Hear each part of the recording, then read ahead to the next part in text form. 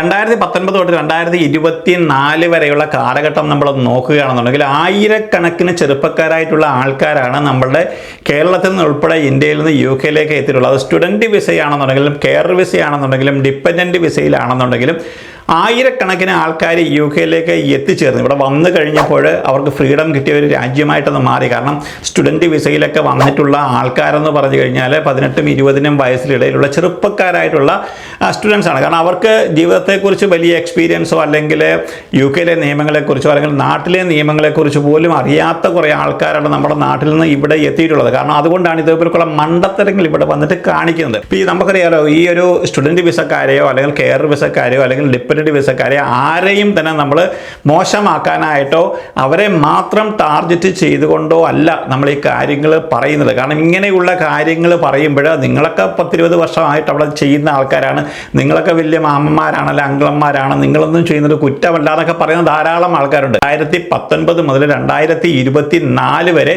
UK-യിൽ നടന്നിട്ടുള്ള കേസുകൾ നമ്മൾ നോക്കുകയാണെന്നുണ്ടെങ്കിൽ നമ്മളെപ്പോലും ലജ്ജിപ്പിച്ച് തല താഴ്ത്തുന്ന കാര്യങ്ങളാണ് ഇവിടെ നടക്കുന്നത്. കഴിഞ്ഞ ദിവസം നമ്മൾ കണ്ടതാണ്, ഇവിടെ ഒരു ഓണത്തിൻ്റെ പരിപാടിക്ക് പോലും ഇതേപോലെയുള്ള ചെറുപ്പക്കാരായിട്ടുള്ള പിള്ളേർ പൊതു മധ്യത്തിൽ, അതായത് നഗരങ്ങളിലൊക്കെ നമ്മൾ ഒക്കെ നാടുകളിലൊക്കെ എന്ന് പറഞ്ഞു കഴിഞ്ഞാൽ ഇതേപോലെയൊക്കെ തന്നെ ടൗണുകളിൽ അല്ലെങ്കിൽ സിറ്റികളിലെ നടുക്കൊക്കെ എന്ന് പറഞ്ഞു കഴിഞ്ഞാൽ അവിടെ ഡാൻസ് കളിക്കുക, ഫ്ലാഷ് മോബ് നടത്തുക, ഇങ്ങനെയുള്ള പരിപാടികളൊക്കെ നടത്താറുണ്ട്. പക്ഷേ UK-യിലും അത് തന്നെ ഇപ്പോഴും നടത്തും. പക്ഷേ UK-യിലെന്ന് പറഞ്ഞാൽ കുറേ നിയമങ്ങളുണ്ട്. ആ നിയമങ്ങളൊക്കെ അനുസരിച്ച് വേണം ഇതൊക്കെ ചെയ്യാനെന്ന് അവർക്ക് അറിയത്തില്ല. നമുക്കറിയാം, ഇപ്പോൾ നാട്ടിലെന്ന് പറഞ്ഞു കഴിഞ്ഞാൽ നമ്മളുടെ പേരൻസ് ഉണ്ട്, നമ്മളുടെ ബന്ധുക്കളുണ്ട്. അപ്പോൾ അവിടെ നിന്ന് പറഞ്ഞു കഴിഞ്ഞാൽ കുറച്ച് ഫ്രീഡം കുറവാണ്. അപ്പോൾ നമ്മളുടെ പേരൻസ് തന്നെ ഇപ്പോൾ ആലോചിക്കുന്ന ഒരു പ്രധാനപ്പെട്ട കാര്യം എന്ന് പറഞ്ഞു കഴിഞ്ഞാൽ എൻ്റെ കുട്ടിയെ UK-യിലോ അല്ലെങ്കിൽ അമേരിക്കയിലോ ഓസ്ട്രേലിയയിലോ അല്ലെങ്കിൽ കാനഡയിലോ ഒക്കെ പഠിപ്പിക്കാൻ വിട്ടുകഴിഞ്ഞാൽ അവനവിടെ പോയി പഠിച്ച് അവിടെ ഒരു ജോലി കിട്ടി അവന് അവിടെ ഒരു പെർമനൻ്റായിട്ട് താമസിക്കും, അവൻ രക്ഷപ്പെടും, പിന്നെ അവൻ്റെ പുറകെ പോടുന്ന കാര്യമില്ല. നമ്മുടെ നാട്ടിൽ പഠിപ്പിച്ചു കഴിഞ്ഞാലും വിദേശ രാജ്യങ്ങളിൽ പോയി ജോലി ചെയ്യേണ്ടതായിട്ട് വരും. പിന്നെന്ന് പറഞ്ഞാൽ ധാരാളം എക്സാമുകൾ, ഇതുപോലെ IELTS അല്ലെങ്കിൽ OET ഇതുപോലെയുള്ള എക്സാമുകൾ ക്ലിയർ ചെയ്തെങ്കിൽ മാത്രമേ വിദേശ രാജ്യത്താണെങ്കിൽ ഒരു ജോലി കിട്ടത്തുള്ളൂ. വിദേശ രാജ്യങ്ങളിൽ പോയി പഠിച്ചൊരു ജോലി കിട്ടുകയാണെന്നുണ്ടെങ്കിൽ അവൻ്റെ ഫ്യൂച്ചർ നല്ലതായിട്ട് വരും. അപ്പോൾ ഇവിടെ കേരളത്തിൽ ഇപ്പോൾ ഒരു ജോലി കിട്ടിക്കഴിഞ്ഞാൽ പോലും ആർക്കും ഇഷ്ടപ്പെടാത്ത ഒരു സാഹചര്യമാണ് ഇപ്പോൾ ഉള്ളത്. നമ്മുടെ നാട്ടിൽ ജോലി കിട്ടാനായിട്ടും ഭയങ്കര ബുദ്ധിമുട്ടാണെന്ന് എല്ലാവർക്കും അറിയാം. അപ്പോൾ ആ ഒരു സാഹചര്യമാണ് ഇപ്പോൾ നമ്മുടെ നാട്ടിലെ ചെറുപ്പക്കാരോട് ആരോട് ചോദിച്ചാലും 90% ആൾക്കാർക്കും അവർക്ക് വിദേശ രാജ്യങ്ങൾ ഇതുപോലെയുള്ള കാനഡയിലും UK-യിലേക്കും ഓസ്ട്രേലിയയിലൊക്കെ പോയി പഠിക്കാനാണ് അവരെല്ലാവരും ഇഷ്ടപ്പെടുന്നത്. കാരണം ഇതുപോലെയുള്ള രാജ്യങ്ങളിലേക്ക് വന്നു കഴിഞ്ഞാൽ അവർക്ക് കൂടുതൽ ഫ്രീഡം കിട്ടും. അപ്പോൾ അവർക്ക് ഇഷ്ടമുള്ള കാര്യങ്ങളൊക്കെ ചെയ്യാൻ പറ്റുന്ന രാജ്യങ്ങളാണ്. കാരണം ഇവിടെ കുറച്ചുകൂടി നമ്മൾക്ക് ഫ്രീഡം ഉണ്ട്. ഇവിടെ നമുക്ക് അത്യാവശ്യമുള്ള എല്ലാ കാര്യങ്ങളും ഇവിടെ ചെയ്ത് കഴിഞ്ഞാൽ ആരും ഒന്നും ചോദിക്കാറില്ല. പക്ഷേ അതെന്ന് പറഞ്ഞു കഴിഞ്ഞാൽ നമുക്കൊരു ഓവർ കോൺഫിഡൻറ്റ് ഉണ്ടാകും. ഇപ്പോൾ ഇവിടെ വന്നു കഴിഞ്ഞാൽ എന്തും ചെയ്തു കഴിഞ്ഞാൽ എന്നെ കാണാനോ അല്ലെങ്കിൽ നോക്കാനോ ആരുമില്ല, അപ്പോൾ എനിക്ക് എന്ത് തോന്നിവാസവും ചെയ്യാമെന്നുള്ള ആ ഒരു ധാരണയിലേക്ക് ഇവർ വരാറുണ്ട്. അങ്ങനെയാണ് പലപ്പോഴും ഇവരെല്ലാവരും തന്നെ പറ്റിക്കപ്പെടുന്നത്. നമുക്കറിയാം, നമ്മുടെ നാട്ടിലെന്ന് പറഞ്ഞു കഴിഞ്ഞാൽ ഒരു പെൺകുട്ടിയുമായിട്ട് ഒരു ചാറ്റ് ചെയ്തു അല്ലെങ്കിൽ ഒരു പെൺകുട്ടിയുമായിട്ട് ഐസ്ക്രീം കഴിക്കാൻ പോയെന്ന് പറഞ്ഞാൽ ഇതൊന്നും ഒരു വലിയ വിഷയമല്ല. പക്ഷെ നമ്മുടെ നാട്ടിൽ നിന്നും വിദേശ രാജ്യങ്ങളിലേക്ക് നമ്മൾ ചേക്കേറി കഴിയുമ്പോൾ ആ നാടുകളിൽ അതിൻ്റേതായിട്ടുള്ള നിയമാവലികളുണ്ട്. അപ്പോൾ ആ നിയമങ്ങൾ നമ്മൾക്ക് മനസ്സിലായില്ലെന്നുണ്ടെങ്കിൽ നമ്മൾക്ക് എട്ടിൻ്റെ പണിയാണ് അവിടെ കിട്ടുന്നത്. നമ്മൾ കണ്ടതാണ് 2022 ഇവിടെ ഒരു സ്റ്റുഡൻറ്റ് പയ്യൻ വന്നിട്ട് ഇവിടെ ഒരു അണ്ടർ ഏജിലുള്ള ഒരു പെണ്ണുമായിട്ട് ടെക്സ്റ്റ് ചാറ്റിങ് ചെയ്ത് അവസാനം ഇവിടുത്തെ പ്രൊട്ടക്ഷൻ പീപ്പിൾ ഇന്നസെൻ്റ് എന്ന് പറയുന്ന ഏജൻസി ആ പയ്യനെ കുരുക്കി അദ്ദേഹത്തെ പിടിച്ച് പോലീസിൽ ഏൽപ്പിച്ച് അത് ലൈവായിട്ട് ഫേസ്ബുക്കിൽ പോയിട്ട് ലക്ഷക്കണക്കിന് ആൾക്കാർ കണ്ട ഒരു സംഭവം നമ്മളെല്ലാവരും കണ്ടത്.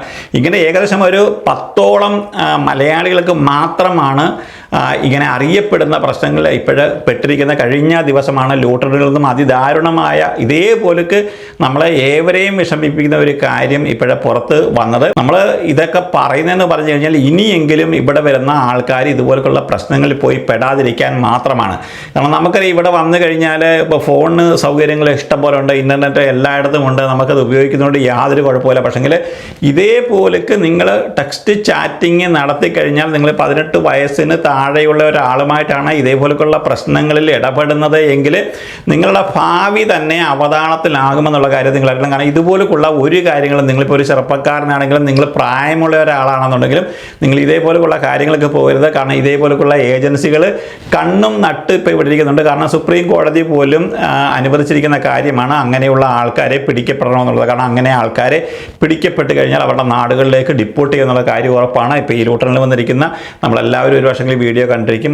വളരെയധികം വിഷമകരമായിട്ട് അദ്ദേഹത്തിൻ്റെ ഭാര്യ കേണപേക്ഷിക്കുന്നുണ്ട്, എങ്ങനെയെങ്കിലും എൻ്റെ ഭർത്താവിനെ സ്റ്റേഷനിലേക്ക് കൊണ്ടുപോകരുത്, അല്ലെങ്കിൽ ഇവിടെ നിന്ന് ഡിപ്പോർട്ട് ചെയ്ത്. കാരണം അവർ ഏജൻസികളും പോലീസും അപ്പോൾ തന്നെ പറയുന്നുണ്ട് ഇദ്ദേഹത്തിനെ ഞങ്ങൾ ഡിപ്പോർട്ട് ചെയ്യും, കാരണം ഈ നാട്ടിൽ ജീവിക്കാൻ അദ്ദേഹത്തിന് സാധിക്കത്തില്ല, ഇവിടുത്തെ നിയമങ്ങൾ അറിയത്തില്ല, അതുകൊണ്ട് തീർച്ചയായിട്ടും ഞങ്ങൾ ഡിപ്പോർട്ട് ചെയ്യുമെന്ന് പറയുന്നുണ്ട്. 2023 നമ്മൾ കെറ്ററിങ്ങിൽ കണ്ട കൂട്ടക്കൊല എന്ന് പറയുന്നത്. കാരണം ഡിഫറൻ്റായിട്ട് വന്നിരിക്കുന്ന ആൾ ഒരു നേഴ്സായിട്ടുള്ള അദ്ദേഹത്തിൻ്റെ ഭാര്യയും 2 കുട്ടികളെയും കൊലപ്പെടുത്തിയ കാര്യം അന്നും നമ്മൾ ഇതുപോലുള്ള പ്രശ്നങ്ങൾ വെച്ച് വീഡിയോകൾ ചെയ്തിരുന്നു.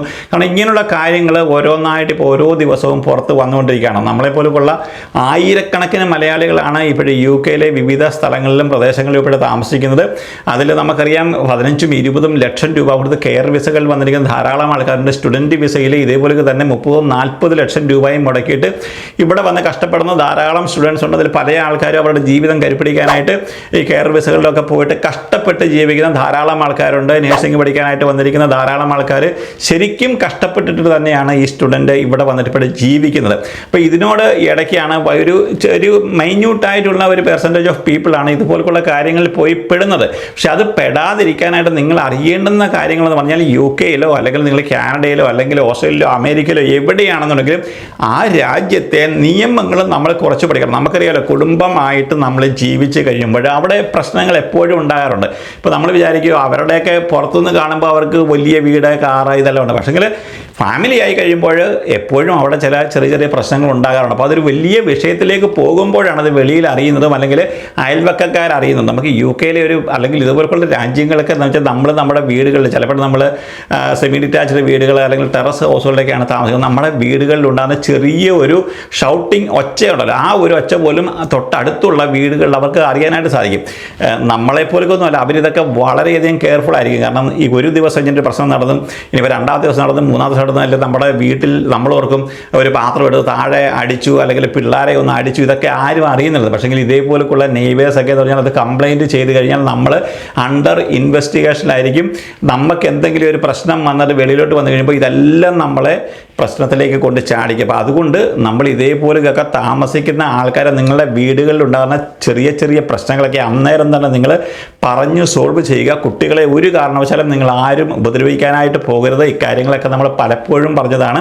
ഇപ്പോൾ ഏറ്റവും ലേറ്റസ്റ്റ് ആയിട്ട് ഇപ്പോൾ വന്നിരിക്കുന്നത് നോർത്തേൺ അയർലൻഡിൽ നിന്ന് വന്നിരിക്കുന്ന ഒരു വാർത്തയാണ്. കാരണം കഴിഞ്ഞ ദിവസം ഇന്നലെയാണെന്ന് തോന്നുന്നു നടന്നത്. അതെന്താണെന്നുള്ളത് കൃത്യമായിട്ട് ഇപ്പോഴും വെളിയിൽ വന്നിട്ടില്ല. അറിയുന്ന വാർത്ത എന്ന് പറഞ്ഞു കഴിഞ്ഞാൽ 25-30 ഇടയ്ക്ക് പ്രായമുള്ള ഒരു ഡിപ്പെൻഡൻ്റ് വിസയിൽ വന്നിരിക്കുന്ന പയ്യൻ അദ്ദേഹത്തിൻ്റെ ഭാര്യയെ മണ്ണെണ്ണയോ പെട്രോളോ ഒഴിച്ചു കൊലപ്പെടുത്താൻ നടത്തിയ ഒരു കേസ് ഇപ്പോഴേ വെളിയിൽ വന്നിട്ടുണ്ട്. കാരണം ഇതേപോലെക്ക് കെയർ വിസകളിലൊക്കെ വന്നിരിക്കുന്ന ആൾക്കാർ അല്ലെങ്കിൽ നേഴ്സിംഗ് വിസകളിലാണെന്നുണ്ടെങ്കിലും ഏത് വിസയാണെന്നൊന്നും ഒരു വിഷയമേ അല്ല. കാരണം ഈ ഒരു ഹസ്ബൻഡ് വൈഫ് ലൈഫ് അല്ലെങ്കിൽ കുട്ടികളുമായിട്ടുള്ളൊരു ഫാമിലി ജീവിതം എന്ന് പറഞ്ഞു കഴിഞ്ഞാൽ അതിനകത്തിൽ എപ്പോഴും അലുകുലുക്കുകൾ ഉണ്ടാകാണ്. ഈ കെയർ വിസകളിലൊക്കെ വന്നിരിക്കുന്ന ധാരാളം ആൾക്കാർ 15-20 ലക്ഷം രൂപ കൊടുത്ത് എന്തിനു വന്നു എന്ന് ചോദിച്ചു കഴിഞ്ഞാൽ അവർക്ക് 1-2 കുട്ടികളുണ്ട്.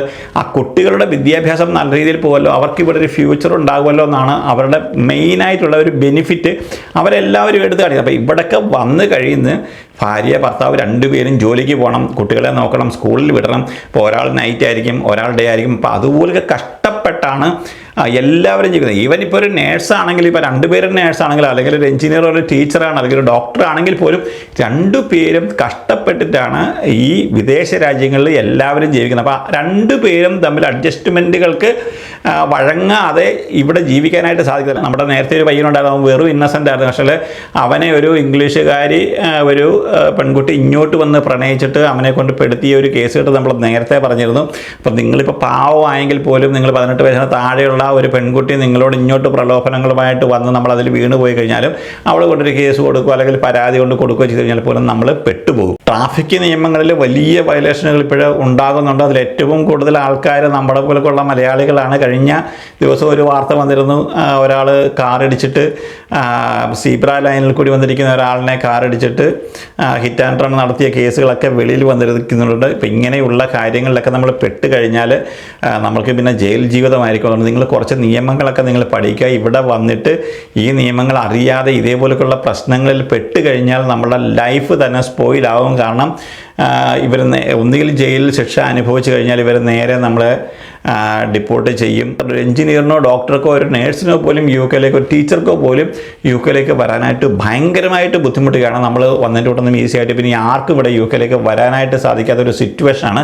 അപ്പം ഇങ്ങനെയുള്ള പ്രശ്നങ്ങളൊക്കെ നിങ്ങൾ അറിഞ്ഞ് കേട്ട് വേണം യു കെയിൽ ജീവിക്കാനായിട്ട്. അല്ലെങ്കിൽ ഇതേപോലൊക്കെ നമ്മൾ പോയി കാല് പിടിച്ചിട്ടോ കൈ പിടിച്ചിട്ടോ ഒന്നും ഒരു കാര്യമില്ല, നമ്മൾ രക്ഷപ്പെടത്തില്ല. കാരണം ഇവിടുത്തെ നിയമങ്ങളാണ്.